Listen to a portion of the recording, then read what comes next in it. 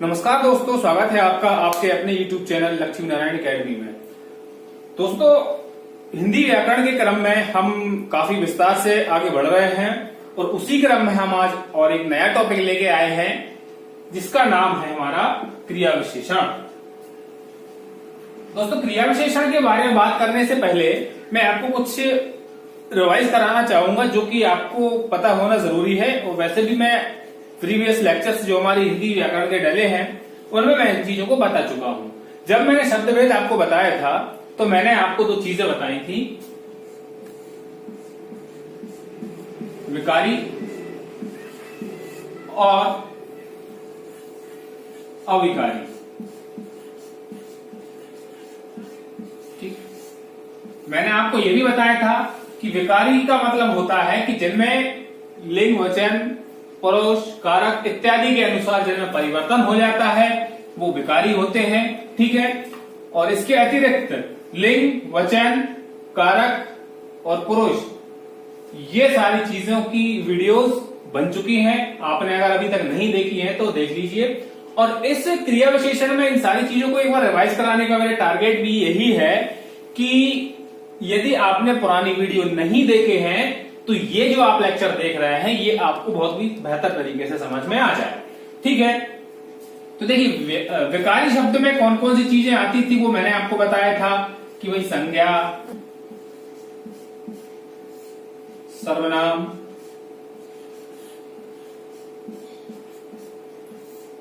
क्रिया और विशेषण, ये सारी चीजें क्या होती हैं, विकारी होती हैं, इनमें परिवर्तन हो जाता है। क्लियर है।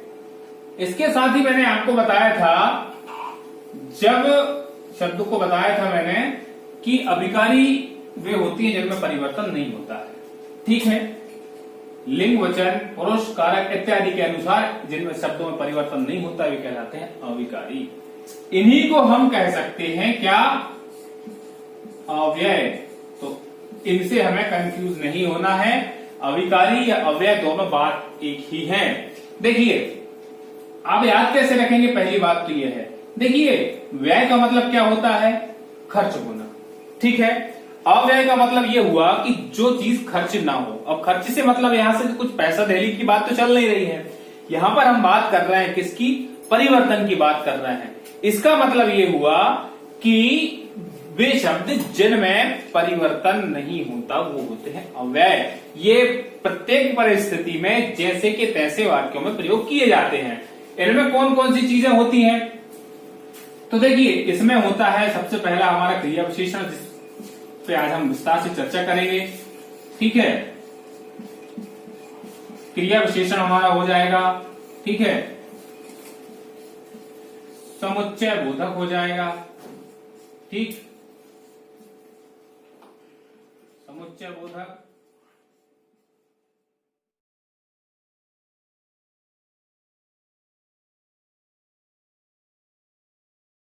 संबंध बोधक हो जाएगा।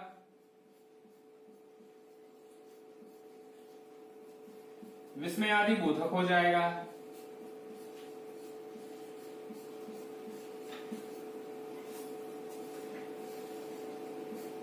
ठीक, ये सारी चीजें जो हैं इनको हम विस्तार से पढ़ेंगे। इसको बताना इसलिए जरूरी था, आपको पता होना चाहिए कि कौन कौन सी चीजों में परिवर्तन हो सकते हैं और कौन कौन सी चीजों में परिवर्तन नहीं हो सकते। ठीक है, अब आपको समझ में आ गया होगा कि अव्यय क्या होते हैं जिनमें परिवर्तन नहीं होते। तो आज हमारा जो मुख्य केंद्रित बिंदु है वो है क्रिया विशेषण का। इस पे आज हम विस्तार से चर्चा करेंगे। तो देखिए विस्तार से चर्चा करने के लिए सबसे पहले हम बात करेंगे इसके प्रकारों की। ठीक, तो सबसे पहला इसका प्रकार है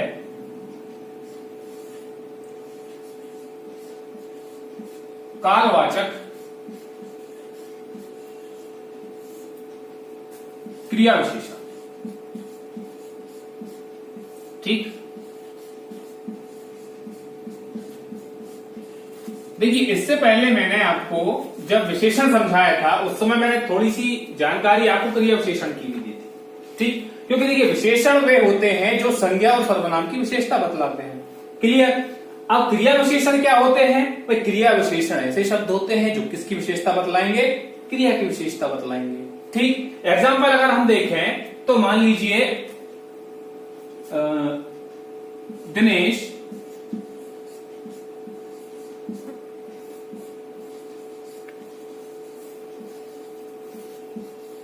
बहुत तेज दौड़ता है। ठीक, अगर मान लीजिए इस वाक्य में हम बहुत भी हटा देते तब भी कोई फर्क नहीं पड़ता, हम क्रिया विशेषण का प्रयोग कर चुके थे, इसको मान लीजिए हम हटा दें। ठीक, अगर हमारा सेंटेंस सिर्फ यही होता कि दिनेश तेज दौड़ता है तो ठीक, देखिए दौड़ना क्या हो गई? हमारी क्रिया हो गई ना। अब वो दौड़ कैसे रहा है? तेज दौड़ रहा है, इसका मतलब तेज क्या हुआ? हमारा क्रिया विशेषण हुआ। ठीक, ये तो बात थी सिर्फ क्रिया विशेषण को समझने की। हम बात कर रहे हैं कालवाचक क्रिया विशेषण की। देखिए दोस्तों, कालवाचक क्रिया विशेषण का अर्थ होता है कि जहां जिन अव्ययों से या जिन अभिकारी शब्दों से हमें क्रिया के समय के बारे में जानकारी प्राप्त हो या उनके काल के बारे में हमें जानकारी प्राप्त हो, उन्हें हम कहेंगे कालवाचक क्रिया विशेषण। जैसे मान लीजिए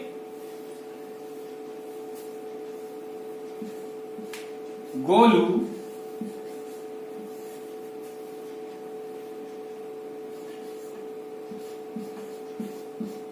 प्रतिदिन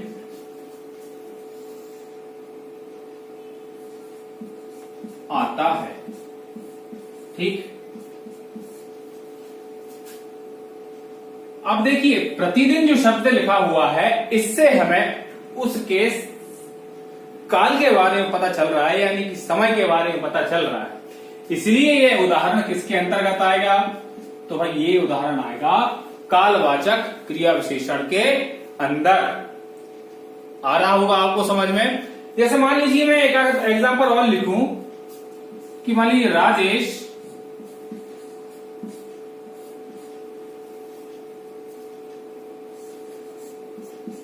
मेरे घर,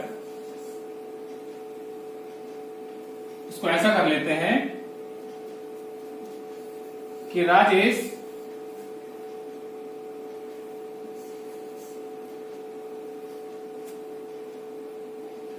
मेरे घर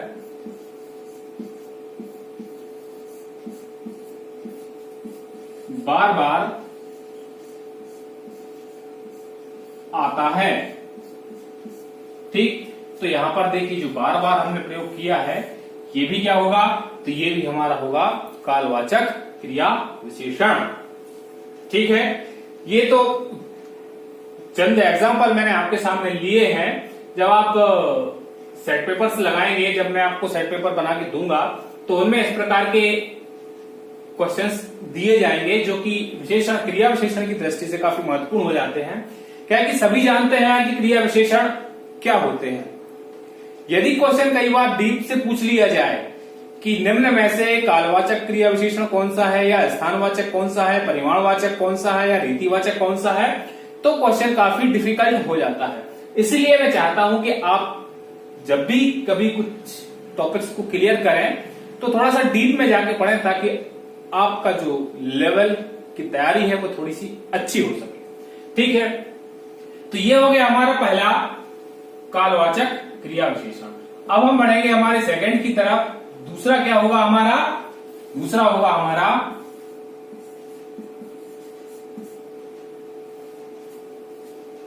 स्थानवाचक।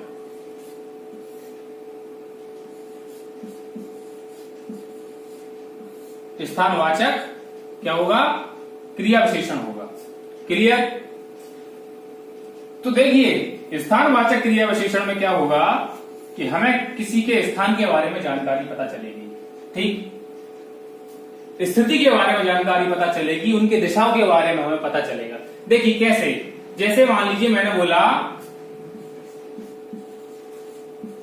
राहुल इधर आ जाओ।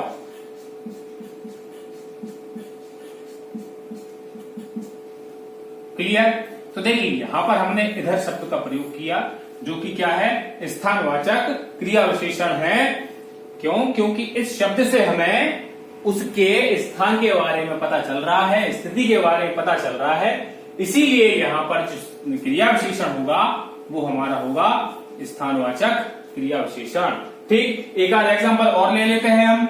मान लीजिए हम ले लेते हैं लता बाहर मत जा। ठीक, अब देखिए यहां पर हमने क्या किया, बाहर शब्द का प्रयोग किया, जो भी किसके अंतर्गत आएगा भाई, स्थानवाचक क्रिया विशेषण के अंतर्गत आएगा। इससे हमें उसकी स्थिति के बारे में पता चल रहा है कि भाई वो बाहर है कि अंदर है। स्थान की जिसकी मैं बात कर रहा था, स्थानवाचक क्रिया विशेषण, इन शब्दों के माध्यम से हम पहचान सकते हैं कि वो क्या है। क्लियर है? मान लीजिए अगला देखें हम, तो अगला होगा हमारा तीसरा पॉइंट, जो कि होगा परिमाणवाचक। क्या होगा? परिमाणवाचक क्रिया विशेषण। मैं क्रिया विशेषण लिख नहीं रहा हूं, क्यों? क्योंकि हम क्रिया विशेषण को ही पढ़ रहे हैं, इसलिए बार बार क्रिया विशेषण लिखने का कोई खासा फर्क नहीं पड़ेगा उससे। तो देखिए परिमाणवाचक, परिमाण जब कभी भी आपको हिंदी ग्रामर में देखने को मिले तो आप हमेशा उसका हल ये सोचेंगे कि उसका संबंध निश्चित रूप से मात्रा से अवश्य होगा। देखिए कैसे, जैसे मैंने पहले आपको हिंदी ग्रामर पढ़ाया है, उसमें भी कई बार हमने परिमाणवाचक को पढ़ा है, तो हमने हमेशा क्या किया है, उसमें मात्रा के बारे में गणना की है। देखिए अब जैसे मैं एग्जांपल लिखूं, कम खाना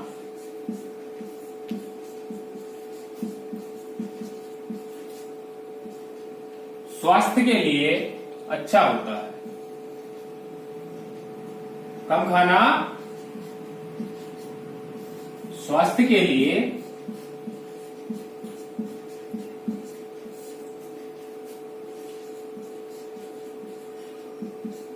अच्छा होता है।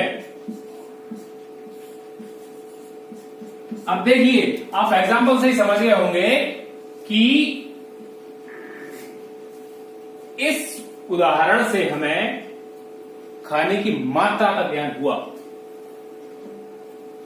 किसके बारे में पता चला हमें? उसकी खाने की मात्रा के बारे में पता चला, इसीलिए इसको किसके अंतर्गत रखा गया है? परिमाणवाचक क्रिया विशेषण के अंतर्गत इसको रखा गया है। एक आध एग्जाम्पल अगर और देखें, मान लीजिए एग्जाम्पल हम ले लेते हैं, राकेश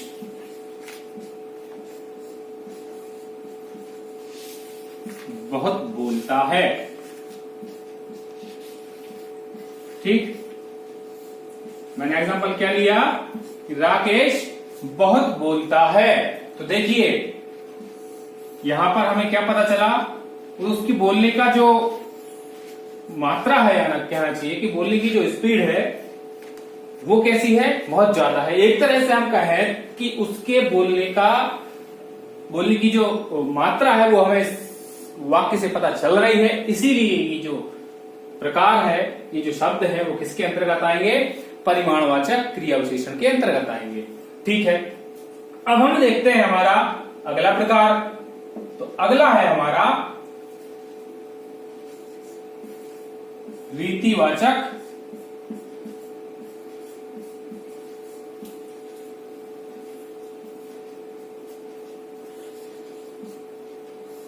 क्रिया विशेषण। देखिए रीतिवाचक क्रिया विशेषण का क्या अर्थ होता है? देखिए जब भी हमें कभी क्रिया के होने का तरीका पता चले, मतलब कि क्रिया किस माध्यम से हो रही है, किस प्रकार से हो रही है, ये सारी जानकारी जब हमें पता चलती है क्रिया के बारे में, वहां पर जिन हम क्रिया विशेषण शब्दों का प्रयोग करते हैं तो वो हमेशा क्या होते हैं? वो होते हैं रीतिवाचक क्रिया विशेषण। देखिए कैसे, जैसे कि मान लीजिए दिनेश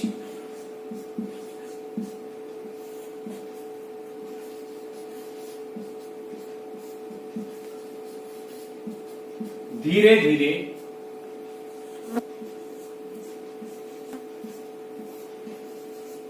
चलता है। अब देखिए चलना क्या हो गया, क्रिया, और धीरे धीरे चलने से क्या मतलब है।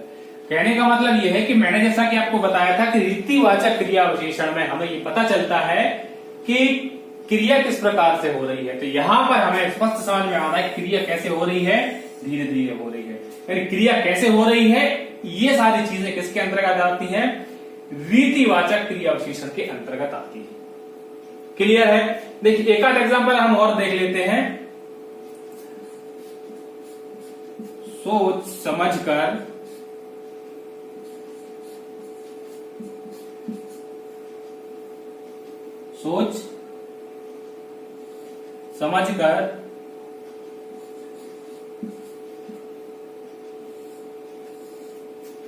जाना चाहिए। ठीक, वर्तमान परिस्थितियों के हिसाब से ये वाक्य काफी अच्छा है। देखिए अब यहां पर सोच समझकर हमने शब्द का प्रयोग किया है, जो कि क्या बता रहा है, ये शब्द अपने आप में रीतिवाचक क्रिया विशेषण के अंतर्गत आएगा। क्यों आएगा, क्योंकि यहां पर जाने के लिए हमें क्या करना पड़ेगा, सोचना समझना पड़ेगा। ठीक है ना, सोचना समझना पड़ेगा। इसीलिए मैंने आपसे पहले ही बोला था कि आपको क्या करना है,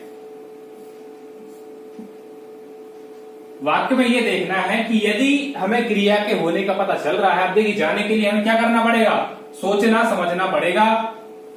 अगर हमें सोचना समझना पड़ रहा है, इसका अर्थ क्या हुआ, इसका अर्थ यह हुआ कि हमें क्रिया के होने का पता चल रहा है। इसीलिए ये जो वाक्य होगा उसमें जिस विशेषण का, क्रिया विशेषण का प्रयोग किया गया है, वो रीतिवाचक क्रिया विशेषण के अंतर्गत आएगा। इसमें देखिए जैसे कि मान लीजिए निश्चय, अनिश्चय, इस प्रकार के शब्द, मनाही के शब्द, मतलब निषिद्ध करने के लिए जिन शब्दों का प्रयोग हम विशेषण के रूप में कर सकते हैं, जैसे कि आकस्मिकता के लिए हम जिन शब्दों का प्रयोग कर सकते हैं क्रिया विशेषण में, वो सारे के सारे रीतिवाचक क्रिया विशेषण के अंतर्गत आएंगे। तो दोस्तों ये था हमारा क्रिया विशेषण का टॉपिक। अगली वीडियो में हम इससे आगे बढ़ेंगे और जितने भी और अवयव हमारे शेष बचे हुए हैं उन पर हम विस्तार से चर्चा करेंगे। आपको कैसा लगा ये हमें आप कमेंट के माध्यम से बताइए, और यदि आप कोई सुझाव हमसे चाहते हैं तो वो भी हमें जरूर बताइए, क्योंकि आपके सुझाव ही हमें आगे बढ़ने में सहायता प्रदान करते हैं। इसलिए आप हमें अपना सहयोग देते रहें। Thank you so much.